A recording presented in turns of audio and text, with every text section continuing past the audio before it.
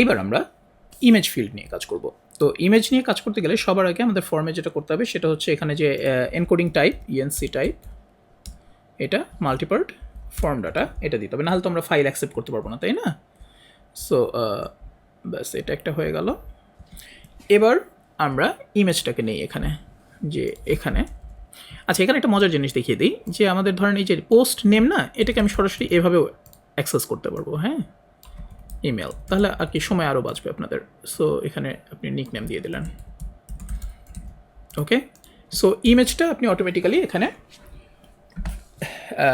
Image যেটা আছে সেখানে হচ্ছে ধরেন নতুন যে ইমেজ ফাইলটা যে সেভ হবে, প্রোফাইল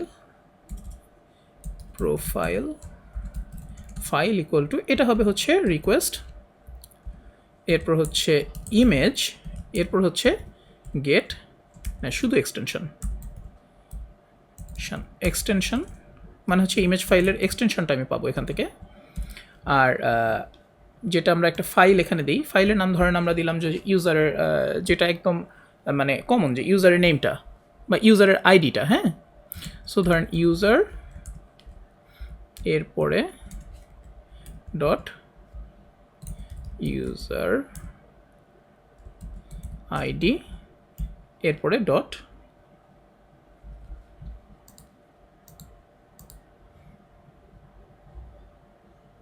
দুইটা এর উপরে গেছে, হ্যাঁ ঠিক আছে। এরপর হচ্ছে রিকোয়েস্ট ফাইলের এক্সটেনশন, এই নামে ইমেজটা সেভ হবে। সো আমরা ইমেজটাকে সেভ করব কিভাবে, দিস না request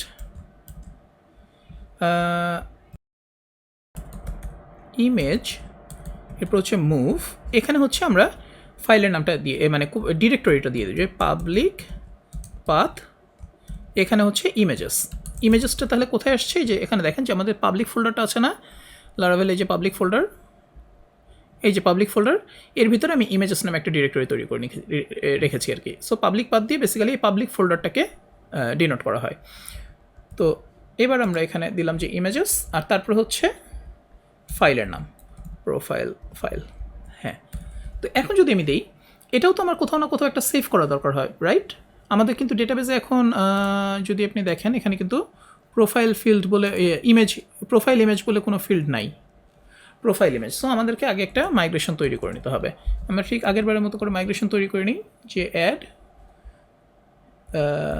Avatar field to users table, okay. So আমরা এখানে আসি, আমরা মাইগ্রেশনটা খুলি, যে লাস্টে এসছে ইউজার্স টেবল। এবার হচ্ছে কি স্ট্রিং, আমরা শুধু ইউআরএলটা হোস্ট করব, ইউআরএলটা, কারণ ইমেজটা তো আর ডাটাবেসের মধ্যে রাখবো না, ইমেজটা কোথায় আছে সেটা আমরা রাখবো এখানে, অ্যাভাটার ডিফল্ট নাল, ফাইন। ঠিক একইভাবে আমরা এখানে টেবিলটাকে এই কলামটাকে ড্রপ করে দেবো, টেবিল ড্রপ কলাম অ্যাভাটার, ওকে। সো আমরা এখন মাইগ্রেশনটা রান করি, মাইগ্রেট, তাহলে আমার ফিল্ডটা অ্যাড হয়ে গেল। এবার আমি এই টেবিলে এই ফিল্ডে এই ডাটাটা রাখবো, এখানে হোম কন্ট্রোলারে আসি। সো আমার ইমেজ পাথ কি হচ্ছে, user Avatar equal to public path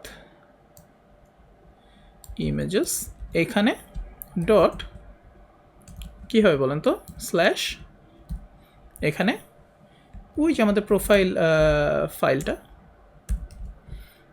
বা ফাইলের বদলে আমরা যদি ইমেজ বলি তাহলে বোধহয় আরও ইজি হবে শুনতে, না শুনতে ভালো লাগবে, হ্যাঁ। এবার চলেন আমরা ট্রাই করে দেখি, আসি রিফ্রেশ, ব্যাস। এবার এখানে আমি একটা ইমেজ চুজ করি, আমি একটা ইমেজ চুজ করেছি, এবার আমি পোস্ট করি, সেভ। আচ্ছা ইউজার আইডি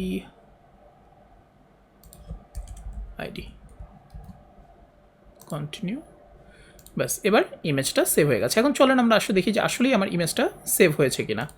আমি যদি এবার এখানে আসি, এই যে ইমেজেস, আমার ইমেজেস ফোল্ডারটা কোথায়, এই যে দেখেন ইউজার 1 সেভ হয়ে গেছে, আচ্ছা, এখানে কিন্তু একটা ডট অ্যাড হওয়ার কথা, ডটটা অ্যাড হয় নাই। সো আমাদেরকে আমরা আবার এটা করি, চলেন ফিক্স করি।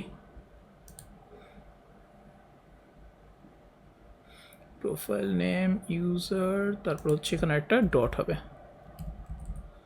Dot, right? কারণ ফাইলের এক্সটেনশনের আগে তো আপনি ডট হবে, এটা বুঝতেই পারছেন। হ্যাঁ, সো আমরা আবার এটা সেভ করি, সিলেক্ট পোস্ট, ব্যাস এবার সেভ হয়েছে। এবার আমরা একটু দেখি এখানে ব্রাউজ করে আসলেই ডেটাটা এসছে কিনা। আমরা যদি ব্রাউজ করি এই ইউজারের জন্য কি আসছে একটু দেখি, শেষে আসি। এই যে এখানে এখন একটা ইস্যু আছে, দেখেন এটা কিন্তু পাবলিক পাথ হয়ে গেছে, কিন্তু এটা কিন্তু আমার এই ডিরেক্টরিতে রাখলে হবে না, এটাকে ইউআরএল হইতে হবে, রাইট? সো আমি যেটা করব সেটা হচ্ছে পাবলিক পাথটা চেঞ্জ করি, এটা হচ্ছে ডাইরেক্টরি আপলোড করার জন্য। সো আমি পাবলিক ইউআরএলটা দিতে হবে, পাবলিক এক মিনিট। আচ্ছা, এটা আমরা দুইভাবে করতে পারি, সেটা হচ্ছে অ্যাসেট ফাংশন দিয়ে, যে অ্যাসেট, আর তারপর হচ্ছে আপনার ইমেজেস স্ল্যাশ, এরপর হচ্ছে এখানে দাঁড়ান, হ্যাঁ এভাবে দিতে পারি। এটাকে আমরা একটা সেকেন্ড ব্র্যাকেটের মধ্যে রাখি, দ্যাটস এ গুড প্র্যাকটিস। এভাবে একটা রাখতে পারি, চলেন এভাবে রাখলে কি হয় দেখি একটু। আবার ইমেজ চুজ করি, পোস্ট। এবার যদি আমরা এখানে আসি, রিফ্রেশ,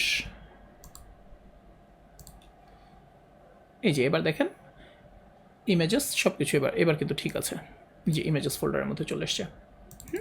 আমরা যদি এটা এখন দিয়ে এখানে দেখতে চাই যে আসলে আসছে কিনা, আমরা দেখতে পাচ্ছি হ্যাঁ এবার আসলেই আসছে। গ্রেট। সো এটা একটা ওয়ে হতে পারে। আরেকটা কি ওয়ে হতে পারে? আরেকটা ওয়ে হতে পারে যে আপনার ইউআরএল দিতে পারেন, যে ইউআরএল এর ভিতরে আগে মনে করেন স্ল্যাশ দিয়ে নিলেন, তারপর ডট দিয়ে ইমেজেস, তারপরে এভাবে করতে পারেন। তো এটা হচ্ছে অ্যাসেট দিয়ে করাটা মানে ইজি। তাহলে আমি আবার একটু রিক্যাপ করি আমরা কি করলাম। আমরা হচ্ছে সবার আগে এই ফর্মের হচ্ছে এনকোডিং টাইপটা দিয়ে দিলাম হচ্ছে এই যে মাল্টিপার্ট ফর্ম ডাটা। এরপরে আমাদের এখানে এসে আমরা ইমেজটাকে চেক করলাম, এই যে ইমেজ নিয়ে এটাকে আগে একটা ফাইলের এক্সটেনশন, এই ইমেজ এক্সটেনশন থেকে আগে পুরো ফাইল নামটা তৈরি করলাম যে কী নামে সেভ হবে। আর তারপর হচ্ছে ইমেজ মুভের ভিতর কোথায় মুভ হবে? পাবলিক পাথের ভিতরে। পাবলিক পাথের মধ্যে আমরা ইমেজেস নামে একটা ডিরেক্টরি তৈরি করে নিয়েছি, সেখানে কী নামে মুভ হবে? প্রোফাইল। এই যে এখানে যে ইমেজটা ফাইলটা নাম তৈরি করছি সেটা। এখানে ছোট্ট একটা ভ্যালিডেশনের ব্যাপার আছে, একবারে দেখানো যায়, অবশ্য ভ্যালিডেশন থাকে। এখন ভ্যালিডেশনটা নিয়ে এখন ভেজাল না করি, কিন্তু ভ্যালিডেশনটা খুবই ইম্পর্টেন্ট। আপনার লারাভেলের ডকুমেন্টেশনে দেখে নেবেন যে ভ্যালিডেশনটা কীভাবে করেন, কারণ যেহেতু আপনি ইউজারের ফাইল হ্যান্ডেল করছেন, সো ভ্যালিডেশনটা জরুরি, যাতে করে ম্যালিশিয়াস কোনো ফাইল কেউ আপলোড না করতে পারে। এখানে যেন শুধুমাত্র ইমেজ টাইপের ফাইলই আপলোড করা যায়, এই জিনিসটা চেক করাটা ইম্পর্টেন্ট। এটা আপনারা একটু লারাভেলের ডকুমেন্টেশনে ইমেজ ভ্যালিডেশন দিয়ে সার্চ করে, ইমেজ ফাইল আপলোড ভ্যালিডেশন দিয়ে সার্চ করলেই পেয়ে যাবেন। ওখান থেকে একটু দেখে নেবেন কষ্ট করে।